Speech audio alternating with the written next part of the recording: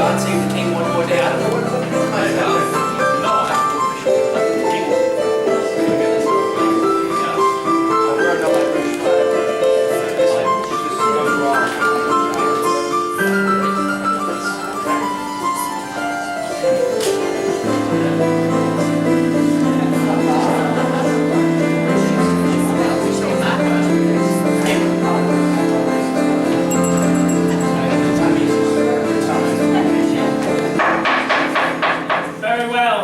Congress will now vote on Virginia's resolution on independence. Thank you for coming, Caesar, and God bless you, sir.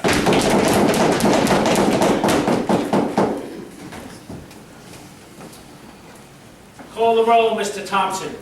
And I remind you, gentlemen, that a single nay vote will defeat the motion. Mr. Thompson? New Hampshire. New Hampshire says yay. New Hampshire says yay. Massachusetts. Massachusetts says yay. Massachusetts says yay. Rhode Island. Rhode Island says yay.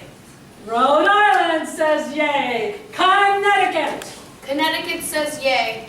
Connecticut says yay. New York. Mr. Secretary, New York abstains. Courteously.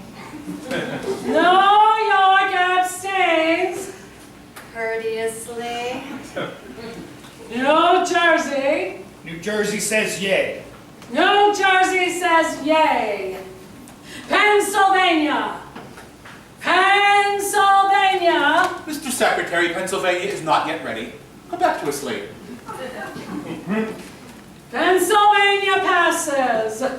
Delaware. Delaware, by majority vote, Aye. says yay. Delaware says yay. Well done. Maryland. Maryland says yay. Maryland says yay. Virginia. Virginia says yay. Virginia says yay. North Carolina. North Carolina yields to South Carolina. South Carolina. Well, Mr. Adams. Well, Mr. Rutledge. Mr. Adams, you must believe that I will do what I have promised to do. What do you want, Rutledge? Remove the offending passage from your declaration there. If we did that, we would be guilty of what we ourselves are rebelling against. Nevertheless, remove it all, South Carolina will bury now and forever your dream of independence. John, I beg you to consider what you are doing. Mark my words, Franklin. If we give in to this issue, posterity will never forgive us.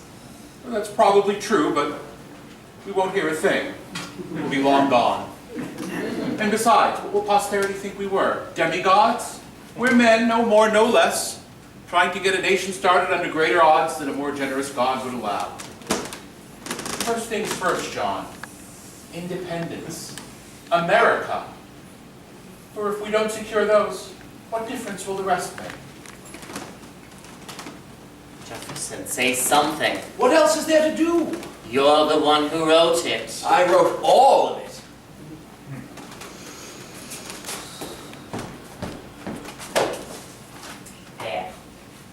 There it is. Here's your slavery, and what little good may it do you. Now vote, damn you!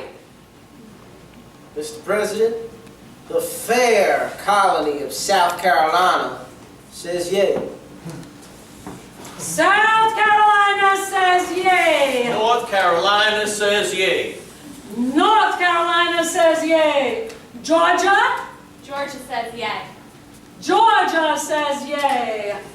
Pennsylvania, second call.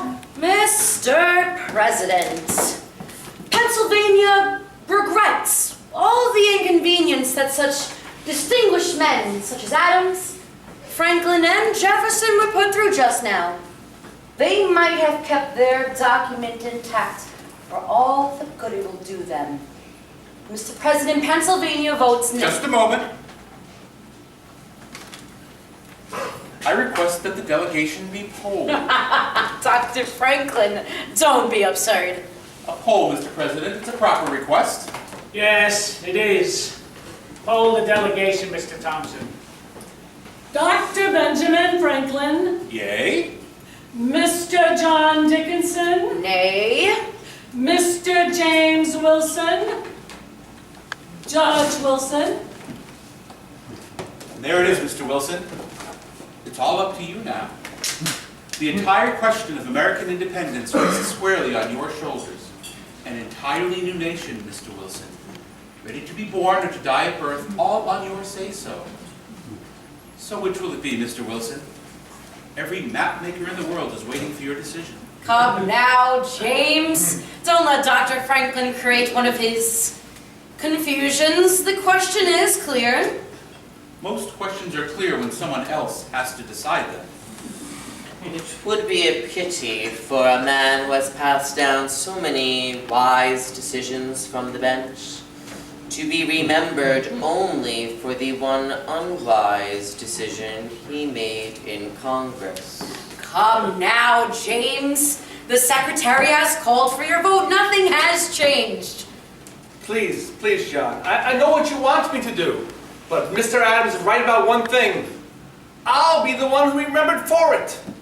What do you mean? I'm not like you, John. I'm not like most of these men here. I don't want to be remembered. I just don't want the responsibility. Yes, well, whether you want it or not, there's no way of avoiding it. But perhaps there is. If I vote with them, I'll just be one among dozens. No one will ever remember the name of James Wilson. But if I vote with you, I'll be the man who prevented American independence. I'm sorry, John. I just did not bargain for that. And is this how new nations are formed? By a non-entity trying to preserve the anonymity he so richly deserves? Revolutions come into this world like bastard children, Mr. Dickinson. Half compromised, half improvised. Our side has provided the compromise, and our Judge Wilson is providing the rest. James. I'm sorry, John. My vote is yay. Pennsylvania says yay.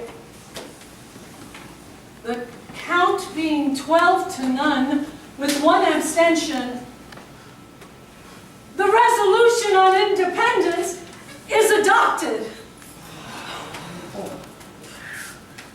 It's done. It's done. Mr. Thompson, is the declaration ready to be signed? It is. Then I suggest we do so. And the chair further proposes for our mutual security and protection that no man be allowed to sit in this Congress without attaching his name to it. I'm sorry, Mr. President. I cannot sign such a document.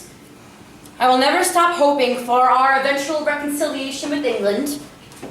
But because in my own way I regard America no less than does Mr. Adams, I shall join the army and fight in her defense, even though I believe that fight to be hopeless. Goodbye, gentlemen. Gentlemen, I say ye, John Dickinson.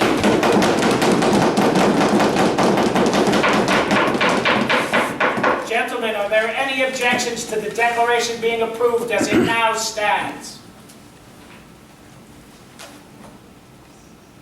I do. You, Mr. Adams? Yes, Mr. Jefferson. I believe that the word is unalienable, not inalienable. I'm sorry, sir. Inalienable is correct. I happen to be a Harvard graduate, Mr. Jefferson. And I attended William and Mary, Mr. Adams. Gentlemen, please. Mr. Jefferson, will you yield to Mr. Adams' request? No, sir. I will not. Oh, very well. I'll withdraw it. Oh, good for you, John. I'll speak to the printer about it later. Very well, gentlemen. We're about to brave the storm in a skiff made of paper. And how it will end, God only knows. That's a mighty big signature there, Johnny. So Fat George in London can read it without his glasses. Step right up, gentlemen. Don't miss the chance to commit treason. Hancock is right. This paper is our passport to the gallows.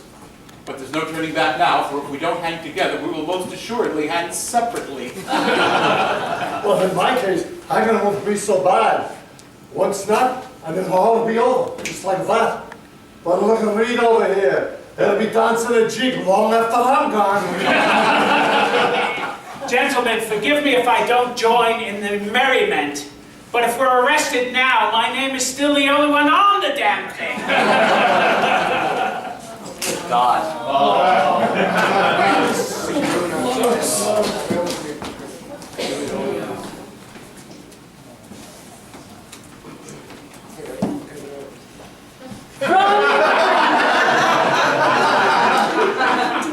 Army of the United Colonies, Army of the United States, in New York, dispatch number 1209, to the Honorable Congress, John Hancock, President. Dear Sir, I can now report with some certainty that the eve of battle in New York is near at hand. Toward this end, I have ordered the evacuation of Manhattan and directed our defenses to take up stronger positions on the Brooklyn Heights. At the present time, my forces consist entirely of Hazlitt's Delaware militia and Smallwood's Marylanders. A total of 5,000 troops to stand against 25,000 of the enemy. And I begin to notice that many of them are lads under 15 and old men, none of whom could truly be called soldiers. One personal note to Mr. Lewis Morris of New York.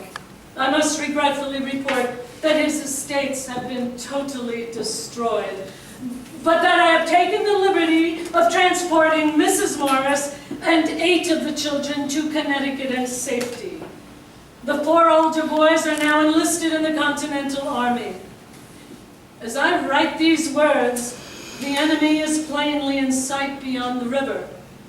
How it will end, only Providence can direct. But, dear God, what brave men I shall lose before this business ends. Your obedient, G. Washington. Very well, gentlemen. McNair, go ring the bell. Mr. President, Mr. Morris. to hell with New York. I'll sign it anyway. Thank you, Mr. Morris. Stephen, sit down. Nope, I want to remember each man's face as he signs. Very well. Mr. Thompson? New Hampshire,